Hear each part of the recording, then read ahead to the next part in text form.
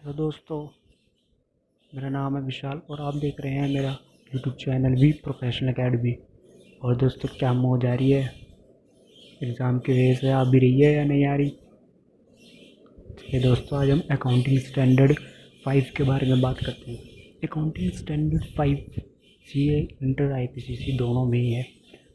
Accounting standard 5 का नाम है नेट प्रॉफिट और loss for the period, net prior period item and change in accounting policies. इतना बड़ा तो इसका नाम ही है। तो दोस्तों, ये स्टैंडर्ड डील करता है item of profit and loss for the period.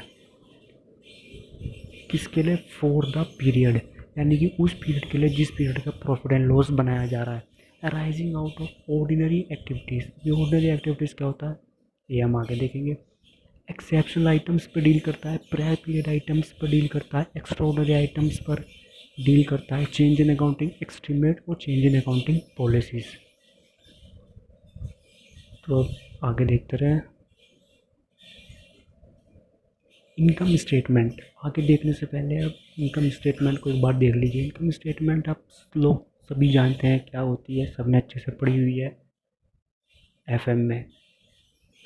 Sales minus cost of goods sold, GP. GP में से जब हम ऑपरेटिंग एक्सपेंसेस माइनस करते हैं तो हमारा नेट प्रॉफिट बिफोर टैक्स आ जाता है। नेट प्रॉफिट बिफोर टैक्स में से प्लस ये माइनस करते हैं एक्सेप्शनल आइटम्स, उसमें से हम प्लस माइनस करते हैं प्रायर पीरियड आइटम्स, और उसमें से हम प्लस माइनस करते हैं एक्स्ट्रा ऑर्डिनरी आइटम। तो हमारा निकल आता है प्रॉफिट बिफोर टैक्स। उसमें से हम माइनस करते हैं टैक्स, तो हमारा निकल आता है profit after tax.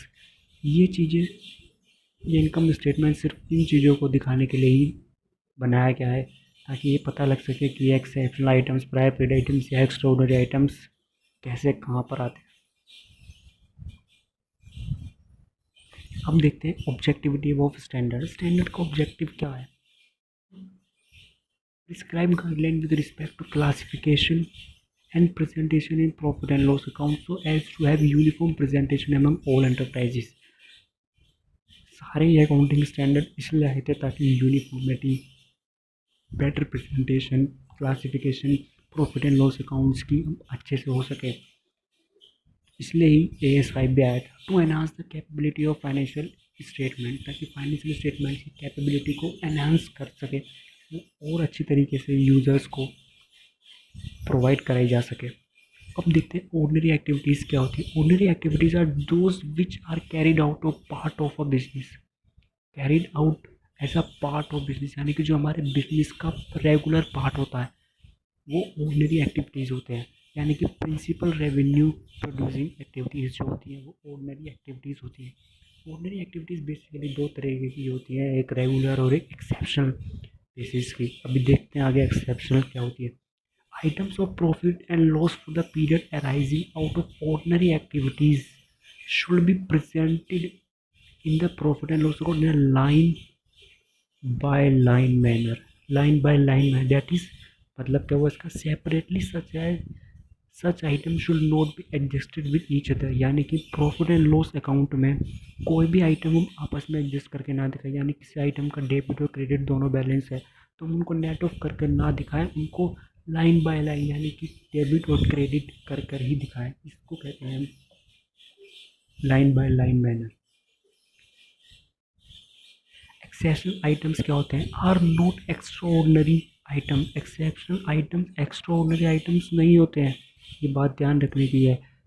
Do not take place at infrequent level, बार बार नहीं होते हैं। जैसे इसके एग्जांपल देखते हैं, सेल ऑफ मशीनरी, यानी मशीनरी की सेल कोई भी एंटरप्राइज बार बार नहीं करती है, ये बहुत कम रेयर करती है, और अगर वो बार बार कर रही है तो उसका मतलब उसका बिजनेस खतरे में है। रिफ्लेक्टिव इन्वेंट्री एट NRV, अगर हम इन्वेंट्री को NRV पे दिखाते हैं तो ये भी एक्सेप्शनल आइटम्स है, क्योंकि हम जानते हैं AS2 के according inventory should be valued at cost और NRV which ever is low. इसका ट्रीटमेंट क्या होता है? सच item should be disclosed on the face of profit and loss account in such manner so that their impact on current year profit could be easily perceived, ताकि उसका impact current year के profit पर आसानी से देखा जा सके। इस तरीके से उसको डिस्क्लोज करते हैं फेस ऑफ P&L।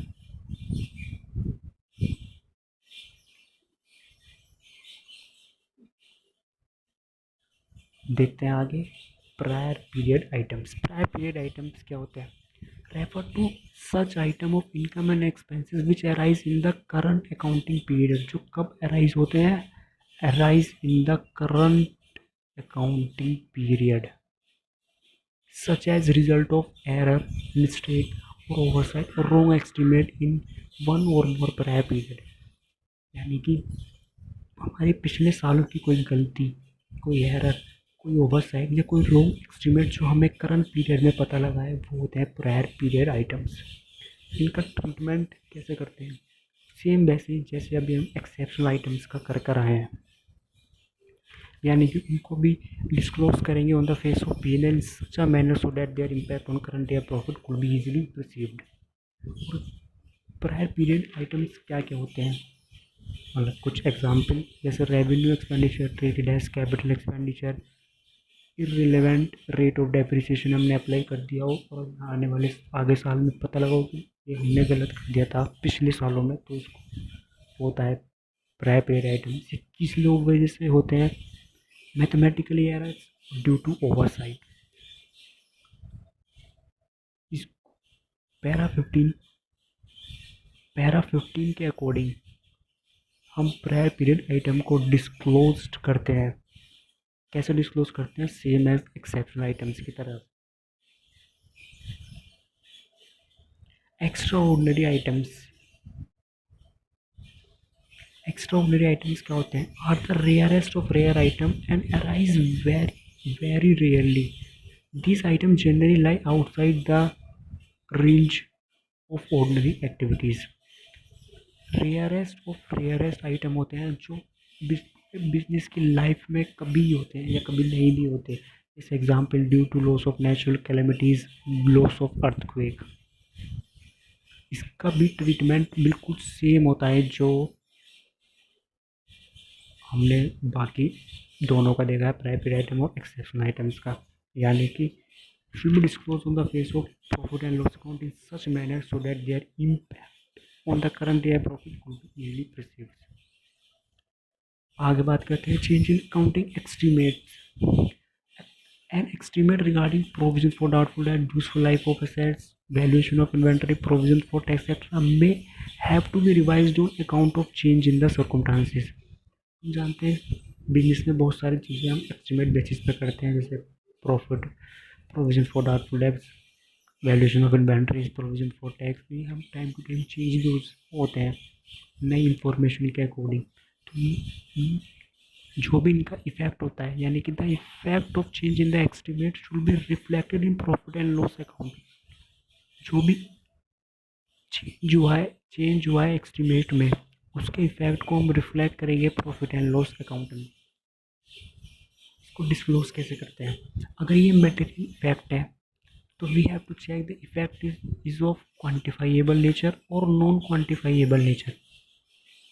दोबारा समझे, अगर मटेरियल इफेक्ट है तो मटेरियल इफेक्ट हम देखेंगे फिर ये क्वांटिफाइएबल नेचर का है या नॉन क्वांटिफाइएबल नेचर का है।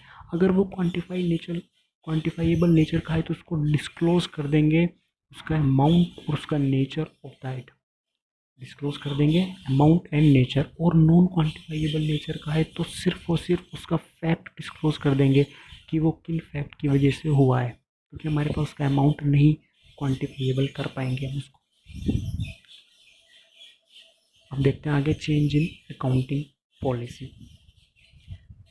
हम जानते हैं अकाउंटिंग पॉलिसी में जो भी अकाउंटिंग पॉलिसी पर AS1 पहले से डील करता है फंडामेंटल अकाउंटिंग एजम्पशन का, जो कि हमें बताता है consistency and accounting policy should be applied consistently. अगर मटेरियल इफेक्ट है, material effect in current period, material effect है करंट पीरियड में, तो उसका अमाउंट हम एसर्टेनेबल है, यानी कि उसका अमाउंट हम देख पा रहे हैं, निकाल पा रहे हैं, एसर्टेन कर पा रहे हैं, देन उसका अमाउंट हम डिस्क्लोज कर देंगे। और अगर अमाउंट नॉट सर्टेनेबल है तो उसका फैक्ट डिस्क्लोज कर देंगे। समझे? ये था मेटेरियल इफेक्ट करंट पीरियड का। अब मेटेरियल इफेक्ट देखते हैं लेट पीरियड का।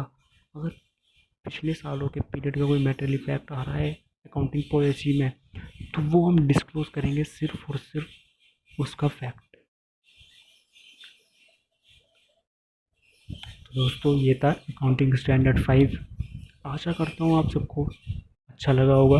और ये मेरी पहली वीडियो थी तो थोड़ा इसमें ऊपर नीचे ज़रूर होगा, इसलिए दोस्तों उसके लिए मैं आपसे माफ़ी चाहता हूँ। और आगे आने वीडियो को देखने के लिए चैनल को सब्सक्राइब कर लेगा, वीडियो को लाइक कर दीजिएगा। आगे मैं कोई भी वीडियोस लेकर आऊँगा, तो देख बने रहिए मेरे साथ, देखते रहिए मेरे चैनल को। Bye bye, take care.